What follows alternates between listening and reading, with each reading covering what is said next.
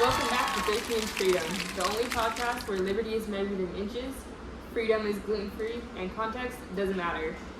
I'm John Adams, the man who once started a fist fight in Congress just for fun. And sitting next to me is Alexander Hamilton, who has written more words about the government than there are words in the Bible. At least mine made sense, John. Debatable. Anyway, today we've got two legendary anti-federalists, Patrick Henry, professional highwayman for liberty, and George Mason, the guy who won't stop yelling, "Where's my Bill of Rights?" Gentlemen, welcome to the chaos. Glad to be here, though honestly, I'd rather be yelling at any old chap in the legislature than be here with you guys. Same here, but I showed up because someone has to keep you federalists from writing a blank check for tyranny.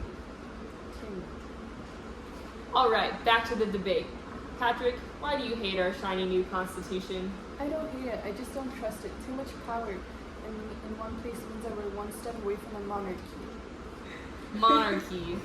Right, because apparently electing a president is the same as crowning King George Jr. Ugh, and where's the Bill of Rights, John? Without it, there's nothing stopping the government from taking away speech, press, our freedoms, and trial by jury.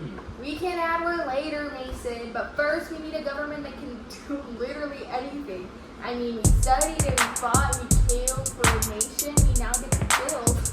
A new U.S. Constitution is needed for a functioning and unified country. Right now, the articles can't tax, can't raise an army. It's like trying to run a country on a dial-up internet. And it keeps buffering. Meanwhile, Britain is over there watching us lag and plotting their comeback tour. I'd rather have a weak government than a powerful one crushing liberty. Sure, because nothing says freedom like mobs shutting down courts. Love that for us. Look, all we're asking for is Bill of Rights. Write it down, 10 amendments, and we are good. Alright, if you agree to ratify the Constitution, I promise, pinky promise you, that the Bill of Rights will be added. There you have it. Hamilton wants to level up. Patrick thinks we're one must get away from tyranny, and Mason just wants everything to be written in calligraphy. Listeners, what do you think? Keep the articles or take the Constitution for a spin? Send us your thoughts via pigeon post or yell them from your nearest town square. This has been 13 Inch Freedom, because liberty isn't free, but it sure sounds better with that. Alright, final question from the listeners. Abigail from Massachusetts asks, what should women expect under this new constitution? Patrick, you first. Listen, Abigail, honestly, women should wear bonnets. I'm just saying, all those petticoats and ribbons are distracting us from the real issues, like liberty. I'm sorry? Did you just start a fashion podcast in the middle of a government debate? Patrick, are you really using your one chance to talk about women's rights to complain about bonnets? To be fair, John, I think corsets are a tool of monarchy. Oh, perfect. Now Mason's on board. Next thing you two are going to say is that rouge on the cheeks causes tyranny. Well, Nope. Stop. This is how we get banned from the Boston taverns. This is the worst political take since Jefferson said farmers don't need banks. Listeners, we do not endorse bonnet discourse on this podcast. Wear what you want, drink Colonial Prime, and don't let Patrick Henry tell you otherwise. Alright, Patrick, why don't you tell our listeners why the Constitution is apparently one must get short of monarchy? because, John, if you give one man too much power, even if you call him president, you're just one powdered wig away from king. We didn't fight the British just to crown George Washington 2.0. Patrick, you sound like one of those guys who says, name those books. Anytime someone disagrees with that, we've read the Articles of Confederation. They're a disaster. We need a government that works. Yeah, well, works for who? The farmers or the bankers in your fancy New York club? Admit it, Hamilton.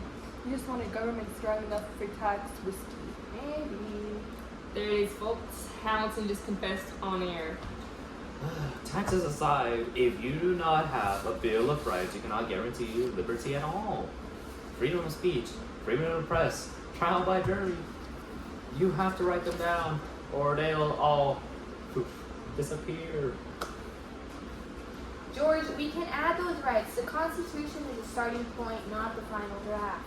Yeah, that's what every bad boss says before they stop giving you breaks. We'll fix it later. Patrick, you'd complain even if the Constitution personally gave you a free horse and lifetime supply of colonial time. Correct, because liberty is better than pursuit. Here's the problem. Once this government has power, it's not going to give it back. You think they'll just step down peacefully when the people demand it? No, please. Power corrupts people, and our dignities will be ruined by this centralization of the power. Exactly. What's next? A standing army during peacetime? A federal court telling states what to do? What's stopping them from censoring newspapers? Patrick, if we don't have a stronger government, there will be no newspapers or courts or even states that can defend themselves. Britain's still out there. France is laughing at us. We look like a group project where no one is turning in their card. And you know who suffers in a bad group project? Me. Always me. Good. Builds character. Look, I don't hate the Constitution. As I said 1,925,685 times, I just want the Bill of Rights included from day one. If you You'll get your Bill of Rights. if you Just stop yelling at me. Alright, time for letters from the colonies. Our listener mailbag. First letter comes from Tim from Virginia, who writes, "On a strong government just take my property?" Yes, Tim, they'll probably take a musket too. Stay vigilant. Patrick, stop fear-mongering, Tim. No one's going to take your property unless you refuse to pay your taxes, in which we might take your cow. This is why we need due process. You can't just take Tim's cow without a fair trial. I haven't solved that.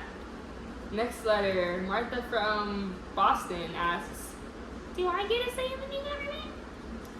Oh boy, here you go. Martha, you should in fact. We should let more people in the vote, but I can only hear Hamilton panicking about the mob rule. Not panicking, just saying mobs aren't great at writing policy.